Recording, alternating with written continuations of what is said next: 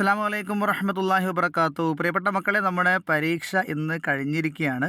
അപ്പോൾ ഒരുപാട് കുട്ടികളൊക്കെ അഭിപ്രായം പങ്കുവച്ചു. നല്ല ഈസി ആയിരുന്നു, അല്പം ബുദ്ധിമുട്ടായിരുന്നു, പഠിപ്പിച്ചതൊക്കെ വന്നു, GK കുറച്ച് ബുദ്ധിമുട്ടിച്ചു എന്നൊക്കെ പറഞ്ഞ് പല രീതിയിലുള്ള അഭിപ്രായങ്ങൾ വന്നിട്ടുണ്ട്.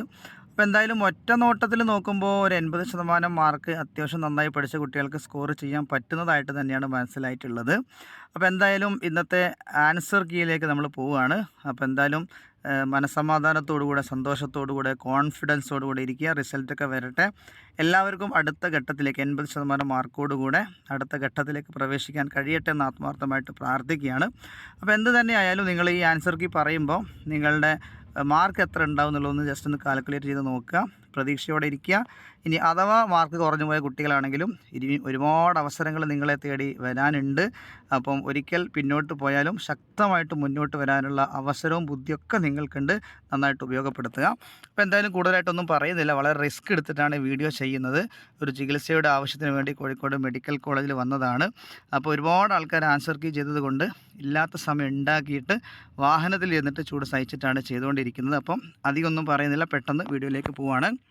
അപ്പോൾ കോഡ് A ആണ് കേട്ടോ. കോഡ് A ആണ്. ഓരോരുത്തർക്കും ഡിഫറൻ്റ് ആയിട്ടുള്ള കോഡായിരിക്കും കിട്ടിയിട്ടുണ്ടാവുക. ABCD എന്നിട്ട് 4 കോഡുകളാണ് ഉണ്ടായിരുന്നത്. അപ്പോൾ ഞാനിവിടെ ഡിസ്കസ് ചെയ്യുന്നത് കോഡ് A ആണ്. അപ്പോൾ നിങ്ങൾക്ക് വ്യത്യസ്തമായ കോഡാണെങ്കിൽ ക്വസ്റ്റ്യൻസ് സെയിം ആയിരിക്കും, പക്ഷേ അതിൻ്റെ ഓർഡർ ചെറിയ വ്യത്യാസം ഉണ്ടാകും. അപ്പോൾ ക്വസ്റ്റ്യൻ്റെ ഉത്തരം ഏതാണെന്നുള്ളത് നോക്കിയിട്ട് മാർക്ക് വിലയിരുത്തുക. അപ്പോൾ ഒന്നാമത്തെ ചോദ്യം ഇതാണ്. കോഡ് Aയിൽ ഒന്നാമത്തെ ചോദ്യം ഇതാണ്.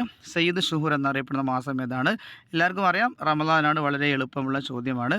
സൗമി എന്ന അറബി പദത്തിൻ്റെ അർത്ഥം എന്താണ്? നിയന്ത്രിക്കൽ എന്നാണ് സൗമി എന്ന അറബി പദത്തിൻ്റെ അർത്ഥം. സക്കാത്തുൽ ജസദ് അഥവാ ശരീരത്തിൻ്റെ സക്കാത്ത് എന്ത് എന്നുള്ളതാണ്. അതൊക്കെ നമ്മുടെ മെറ്റീരിയൽ കൃത്യമായിട്ട് പറഞ്ഞിട്ടുണ്ട്, പക്ഷെ അത് അറബിയിൽ ചോദിച്ചു എന്നേ ഉള്ളൂ. ശരീരത്തിൻ്റെ സക്കാത്ത് എന്താണ്?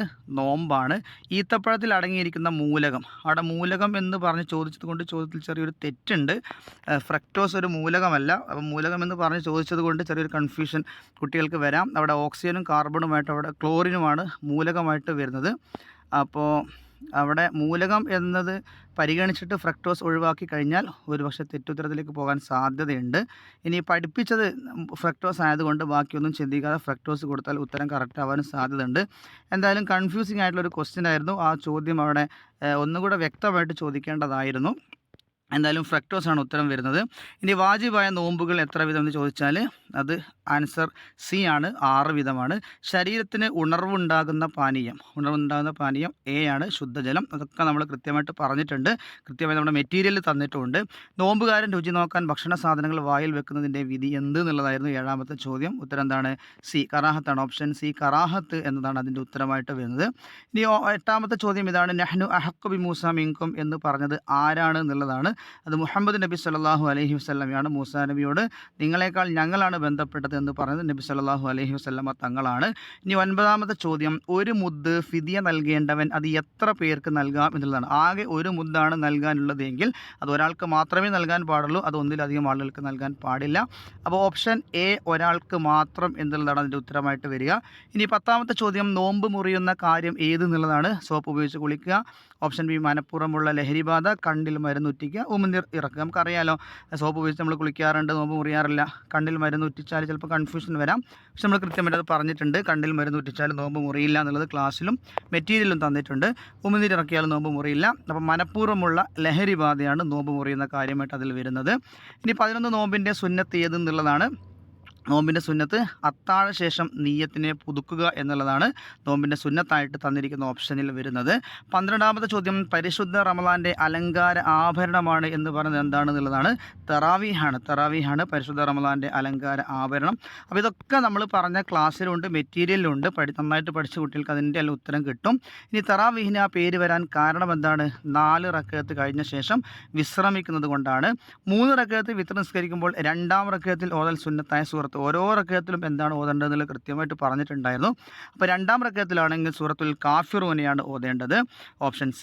ഇനി 15ാമത്തെ ചോദ്യം. അറഫ നോമ്പ് ഒഴിവാക്കലാണ് ശ്രേഷ്ഠത ആർക്ക് എന്ന് ചോദിച്ചു കഴിഞ്ഞാൽ അറഫയിൽ നിൽക്കുന്ന ഹാജിമാർക്കാണ്, അവർക്ക് നോമ്പ് ഒഴിവാക്കലാണ് ശ്രേഷ്ഠത. ഇനി 16ാമത്തെ ചോദ്യം, ലൈലത്തുൽ ഖദറിൻ്റെ മഹത്വം തടയപ്പെട്ടവർ ആരാണ് എന്നുള്ളതാണ്. അത് കുടുംബ ബന്ധം മുറിക്കുന്നവർക്കാണ് ലൈലത്തുൽ ഖദറിൻ്റെ മഹത്വം തടയപ്പെടുന്നത്. ഇനി 17ാമത്തെ ചോദ്യം, ജാഹിലിയ കാലത്ത് തന്നെ ഖുറൈശികൾ അനുഷ്ഠിച്ചിരുന്ന നോമ്പായിരുന്നു ഏത് എന്നുള്ളതാണ്. അത് ആശൂറ ആണ്.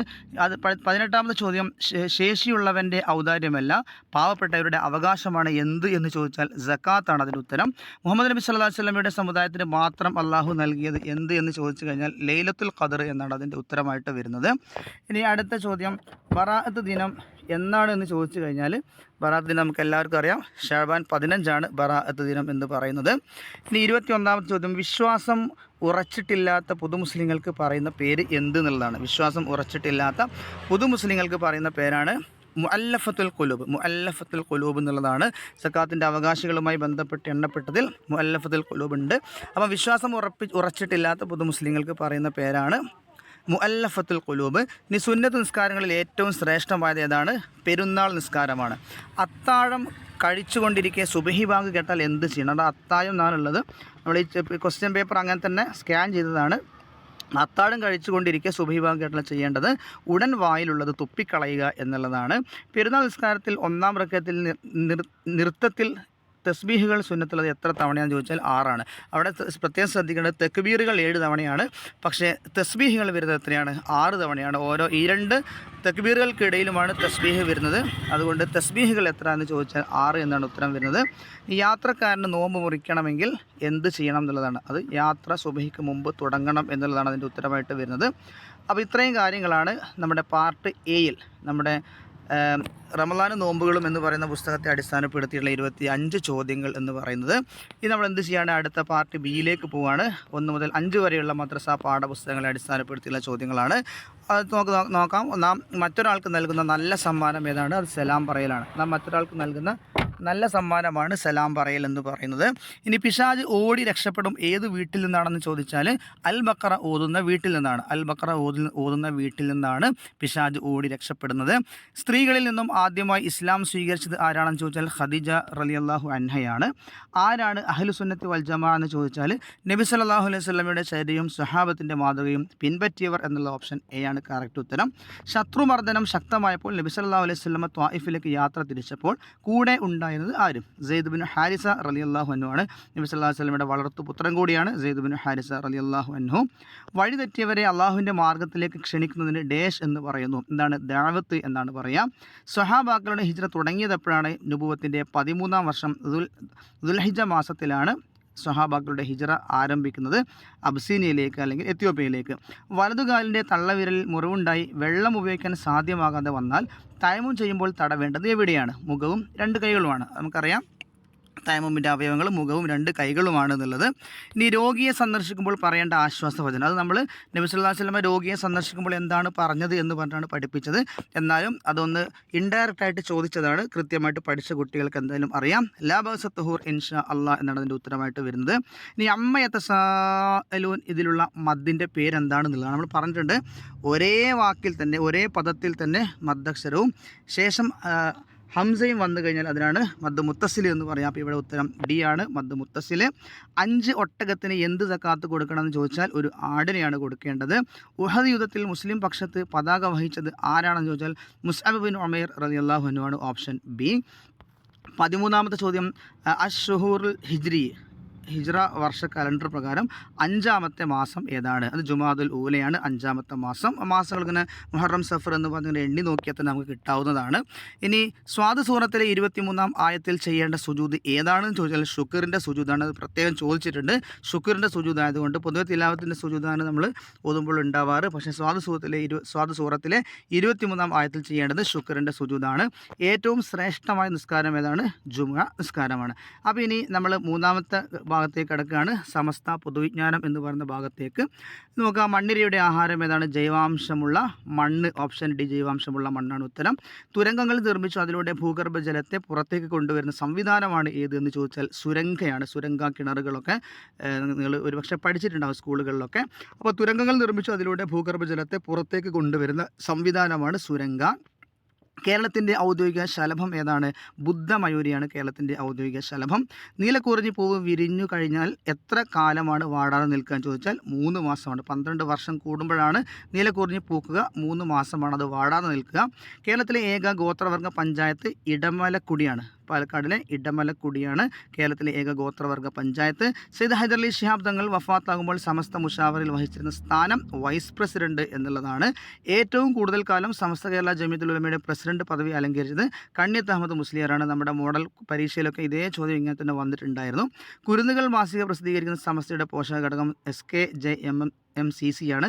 സമസ്ത കേരള ജമിയത്തുൽ ഉലമ സെൻട്രൽ കൗൺസിലാണ് കുരുന്നുകൾ പ്രസിദ്ധീകരിക്കുന്നത്.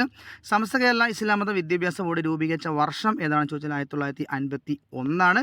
സമസ്ത കേരള ഇസ്ലാം മത വിദ്യാഭ്യാസ ബോർഡിൻ്റെ അഥവാ SKIMVBയുടെ ഇപ്പോഴത്തെ പ്രസിഡന്റ് മൗലാന മൂസക്കുട്ടി ഹസ്രത്ത് ഉസ്താദാണ്. അപ്പോൾ ഇതാണ് ഇന്നത്തെ പരീക്ഷയുടെ ചോദ്യോത്തരങ്ങൾ. അപ്പോൾ നിങ്ങളുടെ ക്വസ്റ്റ്യൻ പേപ്പർ നോക്കിയിട്ട് ഏതൊക്കെയാണോ നിങ്ങൾ ഉത്തരം എഴുതിയത് എന്ന് നോക്കിയിട്ട് നിങ്ങളുടെ മാർക്കുകൾ നോക്കുക. അപ്പോൾ എല്ലാവരും മാർക്കുകൾ കമൻറ്റ് ചെയ്യുക. ആത്മവിശ്വാസത്തോടുകൂടി ഇരിക്കുക. ഇൻഷാ അല്ലാഹ് അടുത്ത ഘട്ടത്തിലേക്ക് നിങ്ങൾക്ക് പോകാൻ കഴിയും. അഥവാ ഇനി നിങ്ങൾക്ക് മാർക്ക് കുറവാണ് കിട്ടിയതെങ്കിൽ ഒരിക്കലും നിരാശപ്പെടരുത്. ഇനിയും ഒരുപാട് അവസരങ്ങളുണ്ട്. ലോകത്തെ വലിയ വലിയ വിജയങ്ങളൊക്കെ നേടിയ ആളുകൾ തുടക്കത്തിലൊക്കെ വലിയ പരാജയങ്ങൾ നേരിട്ടവരാണ്. അപ്പോൾ ഇൻഷാ അല്ലാഹ് ഇനിയും നമ്മളെ ഫോളോ ചെയ്യുക. ഇനിയും നിങ്ങളിലേക്ക് ഒരുപാട് അറിവുമായിട്ട്, ഒരുപാട് മത്സരങ്ങളുമായിട്ട്, ഒരുപാട് പരിപാടികളുമായിട്ട് ഞങ്ങൾ എത്തുന്നുണ്ട്. തൽക്കാലം ഈ വീഡിയോ അവസാനിപ്പിക്കുന്നു. അസ്സലാമു അലൈക്കും വറഹ്മത്തുള്ളാഹി വബറകാതുഹു.